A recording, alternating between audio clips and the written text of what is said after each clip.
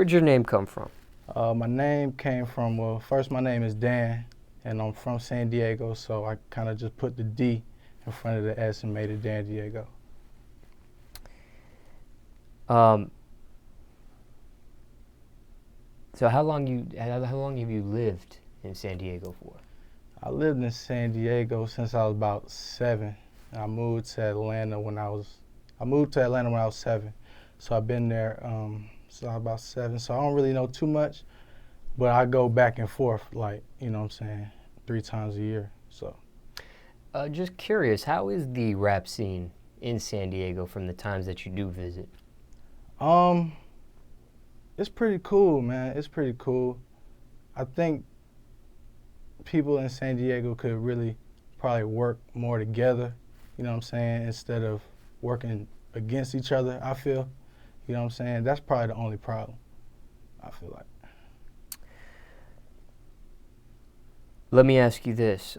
Being that you've lived in ATL for most of your life, give me a tour of the city of ATL for someone that's never been there before. Let's start with the food. Favorite food spot in the city? Oh, man, favorite food spot? So many. I mean, it just depends on what you like. If you like chicken wings, you can hit the Varsity, or you can hit Ken's on Bankhead. It just depends on your field. You know, Chinese food, Benihana's, they got all type of stuff out here. Except for the Mexican burritos and stuff like in Cali. They don't got them carne asada burritos, but if they had them, it'd be great. Favorite strip club in the city?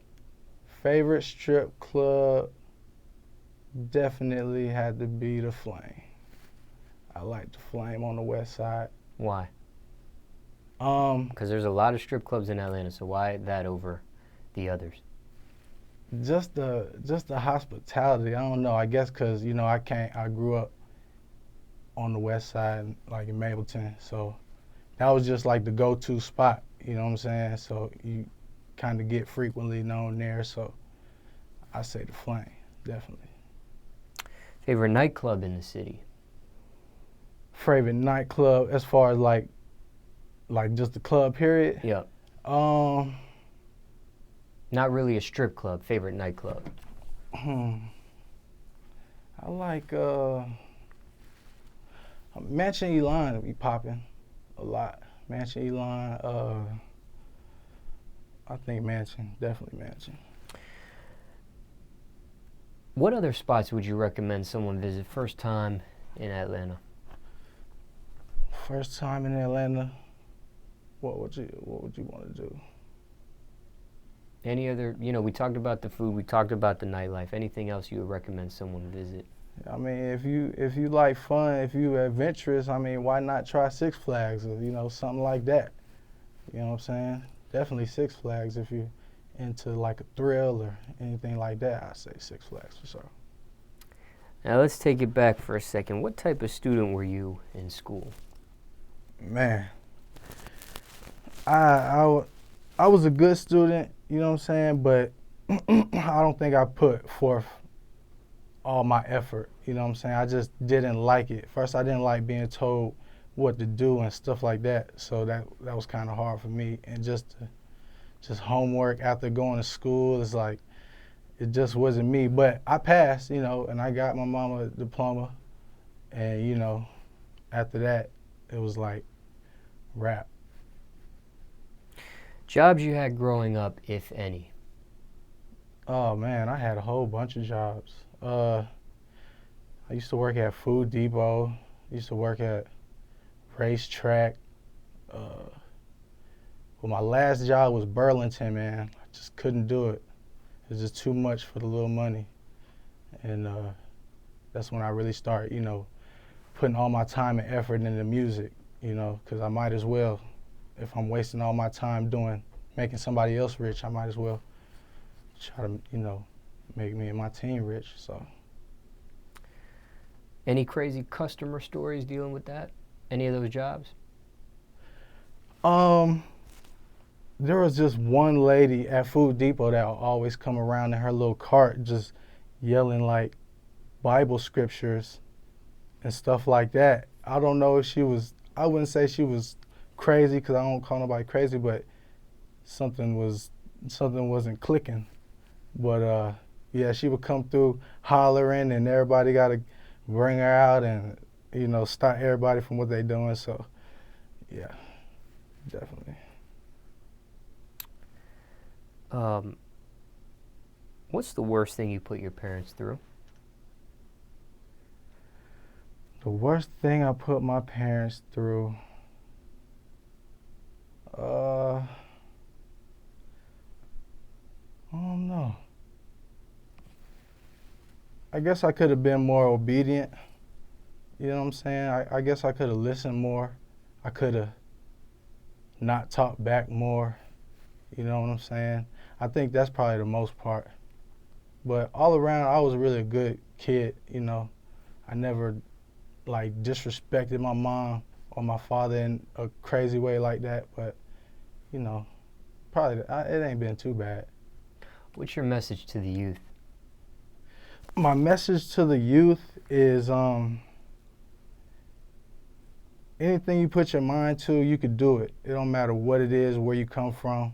You know what I'm saying? It's really not about where you at, it's where you going, So as long as you feel like you worth something and you have a future ahead of you, that's who I do it for. You know what I'm saying? Let's talk music. What do you hate the most about the music industry? I feel like it's talking about the same. We talking about the same stuff. It's a lot of things going on right now that we actually need to pinpoint and rap about. You know what I'm saying? Instead of the flashy and all this stuff, because most of the people don't even have that. It's a lot of people that don't have it than do. So I feel like we should definitely pinpoint on what's needed to be done as far as the community. You know what I'm saying? Top 3 things you need in the studio. Top 3 things. I need my weed. What type of strain? I like sativa. I mean, it just depends. You know what I'm saying? I like the strong though. Only the strong survive. So I say that.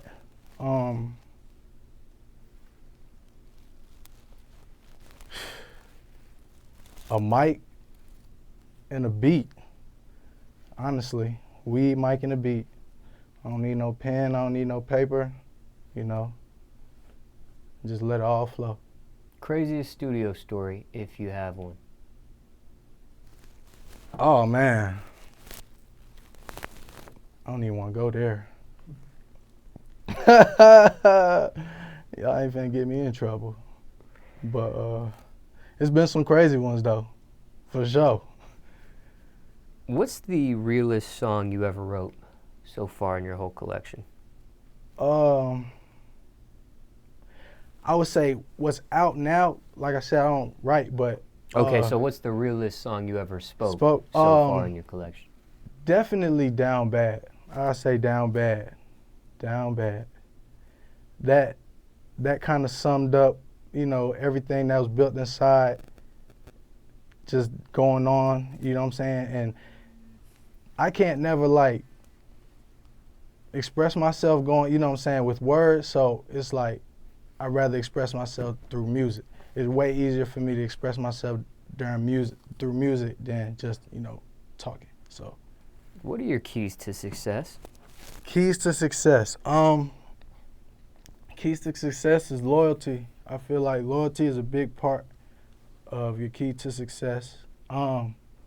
Consistency, definitely consistency.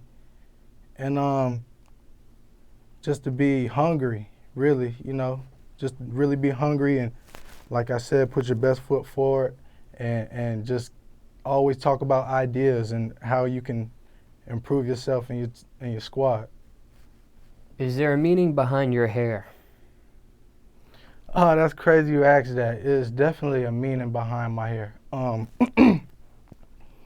I feel like my hair represents patience.